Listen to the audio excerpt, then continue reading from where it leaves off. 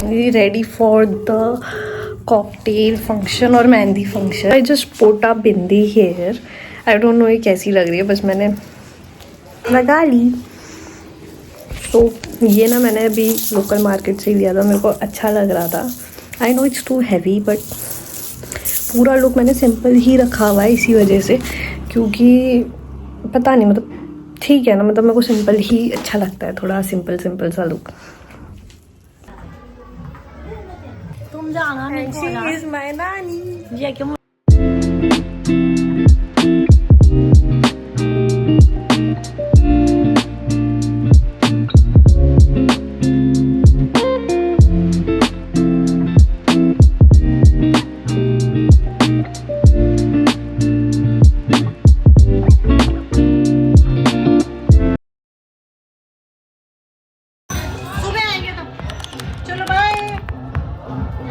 Finally reach home. मैंने अपना पूरा हटा दिया, बाल वाल सारे ने मतलब खोल दिए हैं। मैं बहुत ज़्यादा थक गई थी और अब मेरा हेडेक हो रहा है बहुत ज़्यादा। एंड बहुत मज़ा आया हमें फंक्शन में। मेहंदी का फंक्शन वॉज वेरी बहुत अमेजिंग था, खाना बहुत डिलीशियस था, हमने बहुत इन्जॉय किया। अब कल जो है ना वो है सुबह हल्दी हाथ, सुबह के टाइम पे, एंड देन शाम को बारात है। अब प्रॉब्लम ये है कि हम सोच रहे हैं कि कैसे होएगा सारा फंक्शन, क्योंकि अब बारात पहले हल्दी हाथ के लिए जाएंगे, फिर वापस आएंगे, फिर बारात के लिए जाएंगे, या क्या करेंगे।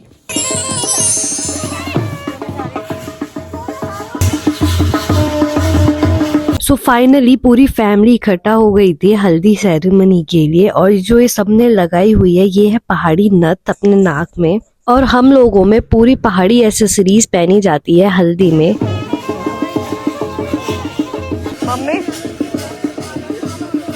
और ये है मेरी क्यूट मॉम जो पहाड़ी नथुली में बहुत ही प्यारी लग रही है।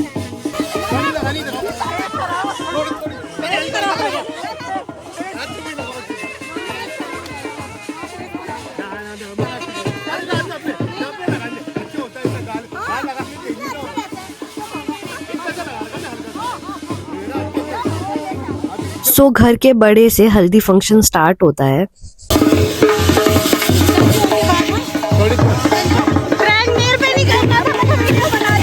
सो यहाँ पे सब एक दूसरे को हल्दी लगाने का प्रैंक कर रहे हैं, सब एक दूसरे पे हल्दी लगा रहे हैं, जो कि मेरे पे भी लगाई गई।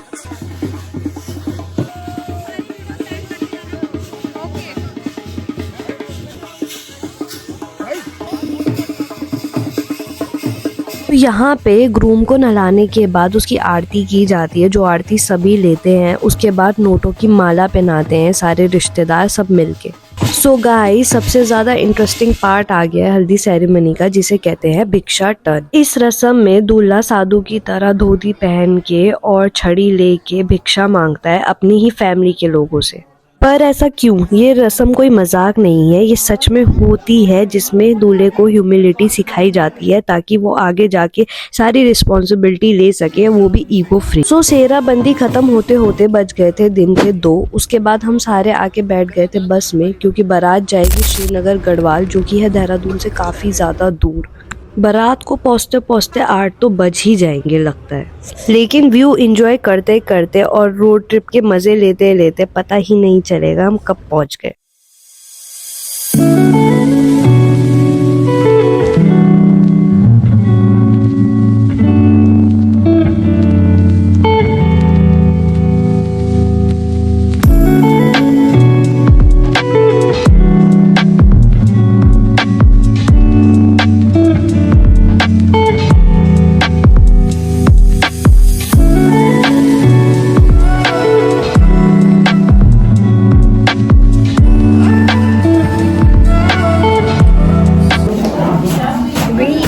फाइनली एट द बारात डेस्टिनेशन, और इसके बाद अभी हमें और चलना है 7 किलोमीटर्स, पता नहीं क्या होता है, बट हम श्रीनगर पहुंच गए फाइनली। तो श्रीनगर में पहुंचने के बाद एक रेस्ट का स्टॉप था बारात के लिए, जहाँ पे हमने चाय पी और थोड़े से पकोड़े खाए। उसके बाद हम निकल गए।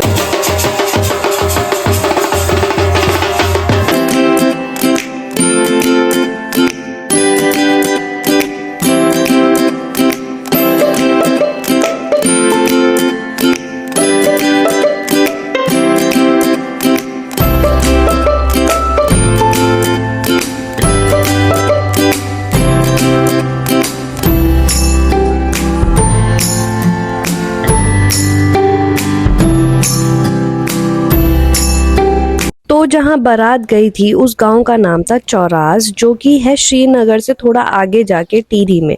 रात को फेरों को अटेंड नहीं कर पाई क्योंकि इस एरिया में लगा हुआ था बाघ। पहाड़ों में जब किसी एरिया में बाघ का आतंक ज्यादा हो जाता है तो बोला जाता है कि वहां पे बाघ लग गया है।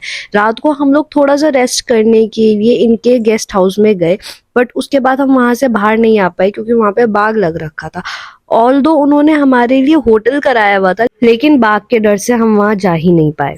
तो यहाँ पे हमने किया फटाफट से ब्रेकफास्ट। फिर हमने सुना था कि पास में किलकिलेश्वर महादेव मंदिर है, जहाँ पे हमने सोचा एक्सप्लोर करने का। तो यहाँ पे हो रही थी गौदान की प्रिपरेशन, जो कि लड़की की विदाई से पहले होती है। तो यहाँ पे लड़के वालों का कोई ज्यादा रोल होता नहीं है, तो हम बाहर निकल गए ढोल और धमाऊ सुनने के लिए, जो कि पहाड़ी शादियों में बजाया जाता है।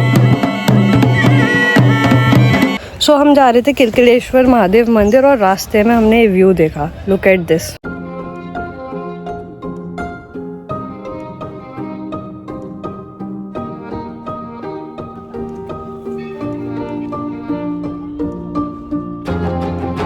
किलकिलेश्वर महादेव मंदिर चौरास गांव, जो कि टिहरी डिस्ट्रिक्ट में पड़ता है, यहाँ का बहुत ही पुराना मंदिर कहलाया जाता है। मंदिर के ठीक आगे ये पवित्र अलकनंदा रिवर है। यही अलकनंदा रिवर आगे जाके गंगा बन जाती है। सोचो यहाँ पे कितनी ज्यादा पॉजिटिविटी होगी।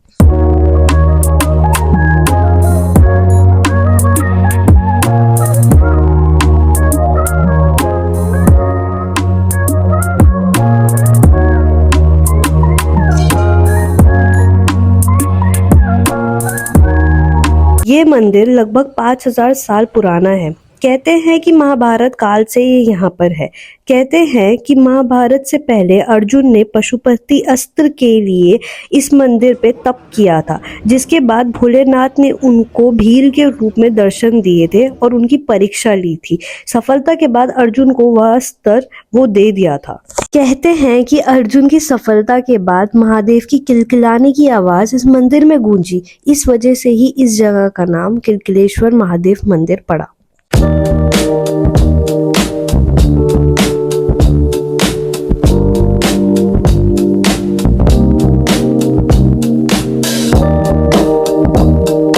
महादेव के दर्शन करने के बाद हम चले गए वापस बारात को ज्वाइन करने के लिए, और यहाँ पे अब विदाई होने लग गई थी। बस में बैठने के बाद अब वापस देहरादून का सफर शुरू हो गया था।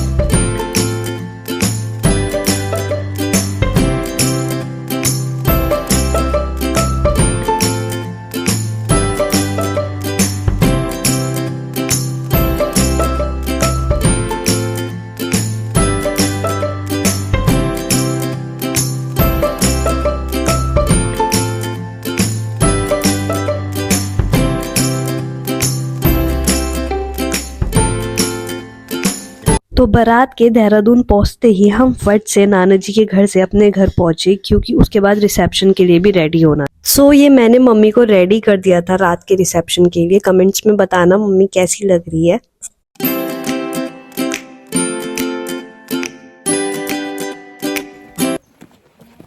Mummy bye.